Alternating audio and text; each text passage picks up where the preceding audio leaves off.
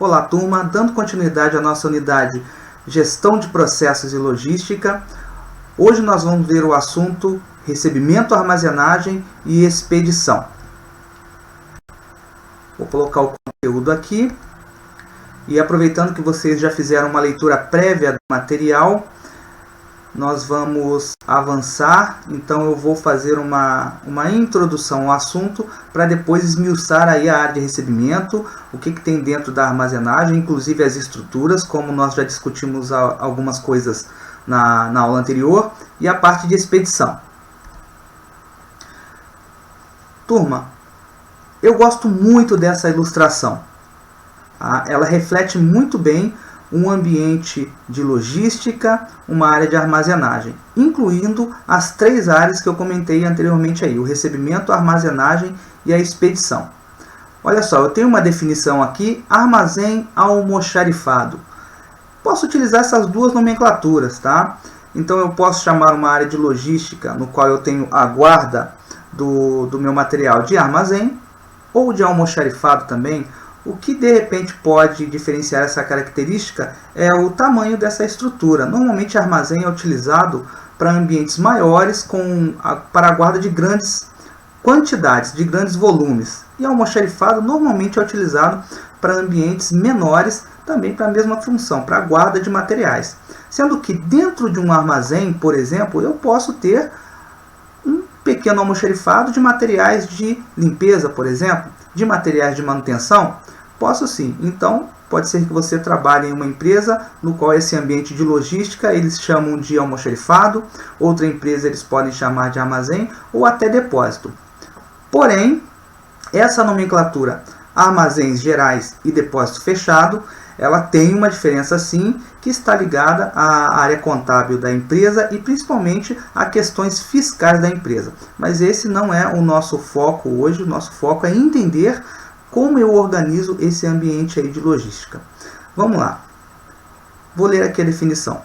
Pode-se atualmente definir almoxarifado como local destinado a fiel guarda e conservação de materiais, em recinto coberto ou não, adequado à sua natureza, tendo a função de destinar espaços onde permanecerá cada item, aguardando a necessidade de seu uso, ficando sua localização, equipamentos e disposição interna condicionados à política geral de estoques da empresa.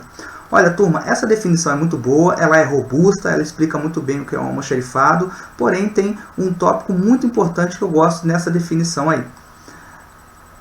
Local destinado à fiel guarda e conservação dos materiais. Ou seja, esse ambiente de logística ele deve ter a função principal de proteger esse material, de resguardar esse material. Tá? Então eu não posso deixar que esse material se deteriore, se estrague. Tá? Por quê, turma? Porque, como já comentamos em outras matérias, esse material que está armazenado, que está estocado, ele é dinheiro.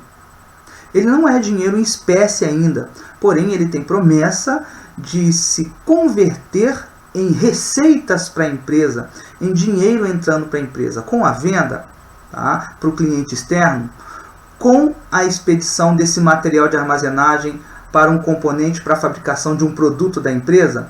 Tá? Então, eu preciso ter essa ideia de fiel guarda. E quem trabalha em ambientes de logística também tem que ter essa ideia. E dois pontos importantes: a honestidade e o comprometimento de quem trabalha nessa área, para justamente cumprir essa função aí de fiel guarda e conservação dos materiais. Olhando aqui a ilustração, turma, onde eu estou passando aqui o meu cursor, essa área é conhecida como doca. E olha só, onde ficaria a área de recebimento nessa ilustração? Vocês estão vendo esses portões aqui onde estão esses caminhões? Tá? Então, essa parte da empresa, tá? Essa parte desse armazém ou almoxarifado, seria a nossa área de recebimento. Nesse ponto aqui, algumas empresas chamam de gate, né? O portão aqui, nós realizamos somente os recebimentos, tem uma área específica para isso. Tá? Dentro aqui da nossa ilustração, nós temos a área de armazenagem, onde os materiais vão ficar guardados. Tá? Então eu tenho diversas estruturas que podem ser conjugadas, conforme nós já discutimos na aula anterior, tá? As estruturas de armazenagem. E por último aqui nós temos uma área de expedição, onde eu realizo somente a saída dos materiais, tá? Tudo aquilo que me for solicitado. Expedição tanto para dentro da fábrica, como também para o carregamento dos caminhões para distribuição. Olha só, turma, armazém e almoxarifado. Eu posso chamar das duas maneiras, tá? Então, normalmente, um armazém, qual é a característica de um armazém? São áreas maiores, são galpões maiores com grandes volumes de armazenagem, tá? Disponibilizados aí. Normalmente, a nomenclatura almoxarifado é utilizado para áreas de armazenagem também menores. Então, por exemplo, dentro desse armazém, eu posso ter um pequeno almoxarifado de peças de manutenção, por exemplo, de materiais de limpeza, por exemplo, também posso, tá? Então, essa nomenclatura eu posso utilizar. Pode ser que você trabalhe numa empresa que eles chamam essa área de armazém, de almoxarifado, inclusive até de depósito. Porém, turma, quando se fala dessa nomenclatura para a área contábil, por exemplo, depósito fechado e armazéns gerais, essa nomenclatura sim tem uma diferença, mas já voltado para a área fiscal. Para nós que estamos estudando aí o recebimento, a armazenagem e a expedição, essa nomenclatura de armazém e almoxarifado, ela é muito comum, pode ser utilizada também. Tá? Vou avançar aqui.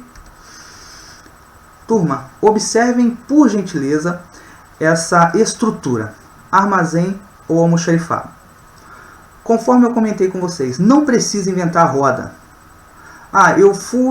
Me solicitaram a organização de uma área de logística, de uma área de almoxarifado. Como funciona o armazém? Pensem e lembre-se sempre, toda a organização que eu realizar eu consigo otimizar utilizando essas três áreas. Uma área para recebimento, uma área para armazenagem e uma área para expedição ou distribuição. Então o meu armazém, o meu almoxarifado, eu posso organizar dessas três maneiras. Algumas pessoas realizam até de forma intuitiva. Porém, isso é uma técnica. Tá? Na área de recebimento, nós temos atividades, por exemplo, de descarga, conferência das quantidades, conferência da qualidade, regularização da documentação. São etapas básicas. Tá? Na área de armazenagem, eu tenho a guarda dos materiais, a preservação, a separação, liberação para entrega, venda dos inservíveis, aquilo que não é utilizado também dentro da empresa, é função da área de armazenagem ter a guarda desse material. Tem técnicas para isso. Eu posso utilizar gaiola vermelha, eu posso identificar com fita. Normalmente o vermelho identifica alguma coisa em alerta. Tá? As etiquetas de inservíveis, de scrap. Tá? Então tem técnicas e nós vamos ver isso mais à frente. E por último aqui a área de expedição e distribuição. Lembro novamente que eu posso ter duas possibilidades aí da expedição. A expedição para dentro da própria fábrica, por exemplo, uma montadora, eu tenho a nossa área de armazenagem, tenho uma área de expedição, no qual os insumos são retirados da área de armazenagem para a produção. Eu tenho também a expedição para o cliente final, tá? Aquele que compra fora da empresa. E essa área de expedição, que pode estar ligada também à área de distribuição, onde eu posso realizar o carregamento dos caminhões, tá? Para realizar as entregas. Então eu tenho aí a programação dessa distribuição e a entrega relacionada à expedição do produto. Entrega tanto para dentro da empresa, para os setores, como para fora, para o meu cliente final também. Bem, turma, espero que essa explicação tenha sido clara e aguardo vocês no próximo assunto.